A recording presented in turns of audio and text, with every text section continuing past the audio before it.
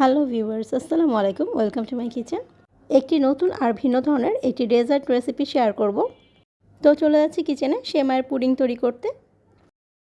সেমাইয়ের pudding তৈরি করার জন্য প্রথমে এখানে 1.5 লিটার দুধকে জাল করে 1 লিটার করে নিয়েছি। লিকুইড মিল্ক বেশ খানিকটাই ঘন করে নিয়েছি। এর ভেতরে চিনি দিয়ে দিচ্ছি হাফ কাপ। এখানে আমি চিনিটা একটু কম ইউজ করেছি। মিষ্টি একটু বেশি পছন্দ করলে চিনিটা আর একটু বাড়িয়ে নেবেন।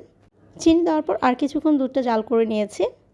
চিনি দেওয়ার ফলে চিনি থেকে যে পানিটা বের হয়েছিল ওটা যাতে টেনে যায়, জন্য একটু জাল করে নিয়েছি। আর এর ভেতরে একটু ভ্যানিলা এসেন্স দিয়ে দিচ্ছি। দুধটা চুলা থেকে নামিয়ে ঠান্ডা করে নিচ্ছি। আর এর মাঝে আমি একটা ক্যারামেল তৈরি করে নিচ্ছি। এর জন্য আমি এখানে হাফ কাপ পরিমাণ চিনি ইউজ করেছি। আর চুলার আঁচ একদম লোতে রেখেছি। চিনিটা একটু ছড়িয়ে দিয়েছি। চিনির ভেতরে কোনো পানি ইউজ করব না, আর চিনিটাকে নাড়বো না, তাহলে চারপাশ থেকে অটোমেটিক্যালি ক্যারামেলটা তৈরি হয়ে যাবে। চারপাশ থেকে এখন সম্পূর্ণ ক্যারামেলটাই তৈরি হয়ে গেছে।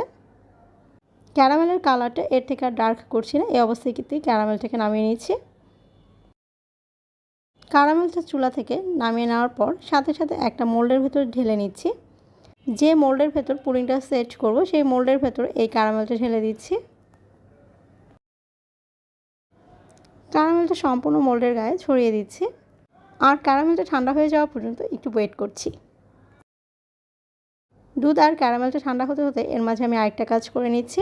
একটা ফ্রাইং প্যানের ভেতর কিছুটা পরিমাণ লাচ্চা সেমাই দিয়ে দিচ্ছি। যেহেতু এটা সেমাইয়ের পুডিং, সেহেতু সেমাই তো অবশ্যই লাগবে। সেমাইয়ের ভেতরে অ্যাড করে দিচ্ছি হাফ কাপ পরিমাণ দুধ। এখানে হাফ কাপ পাউডার মিল্ক দিয়েছি। দুধটা দিয়ে সেমাইয়ের সাথে ভালো করে মিশিয়ে নিচ্ছি। পাউডার মিল্ক সেমাইয়ের সাথে মিশে যাওয়ার পর এর ভেতরে আমি 2 চা চামচ চিনি অ্যাড করে দিয়েছি। সেমাইয়ের টেস্টটা ভালো হওয়ার জন্য এখানে চিনি আর পাউডার মিল্কটা ইউজ করেছি। হালকা লালচে কালার না হয়ে যাওয়া পর্যন্ত সেমাইটা ভেজে নিচ্ছি। সেমাইটা যখন ঠিক এরকম লালচে কালার হয়েছে তখন এটাকে নামিয়ে ঠান্ডা করে নিচ্ছি। এই সেমাই থেকে কিছুটা পরিমাণ সেমাই এই ক্যারামেলের উপর দিয়ে দিচ্ছি। এখানে খুব বেশি পরিমাণ সেমাই দেওয়া যাবে না, একটা পাতলা লেয়ার করে সেমাইটা দিয়েছি।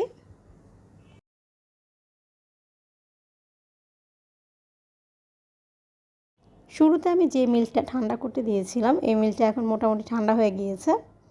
এর ভেতরে দিয়ে দিচ্ছি 4টা ডিম।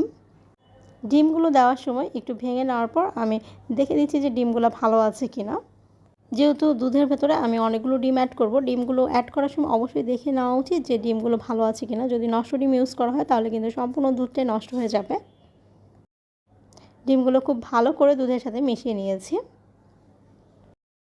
এরপর এই সেমাইয়ের লেয়ারের উপর দিয়ে এই দুধটা আস্তে করে ঢেলে দিচ্ছি যাতে সেমাইটা নড়ে না যায়। সম্পূর্ণ দুধটাই এখানে ঢেলে দিয়েছি। এই মোলটা একটু ট্যাপ ট্যাপ করে নিয়েছি যাতে ভেতরে কোনো বুদবুদ না থাকতে পারে। বড় একটা হাঁড়ির ভেতরে পানি গরম করে নিয়েছি। এই গরম পানির ভেতরে এই মোলটাকে দিয়েছি। মোলটা যেন নড়াচড়া না করতে পারে এজন্য এর উপরে একটা শিল দিয়ে দিয়েছিলাম। চুলার আঁচ লোতে রেখে 1 ঘন্টা এই পুডিংটাকে ভাপিয়ে নিয়েছি। 1 ঘন্টা পর আমি দেখতে পাচ্ছি যে পুডিংটা খুব ভালোভাবে হয়ে গেছে।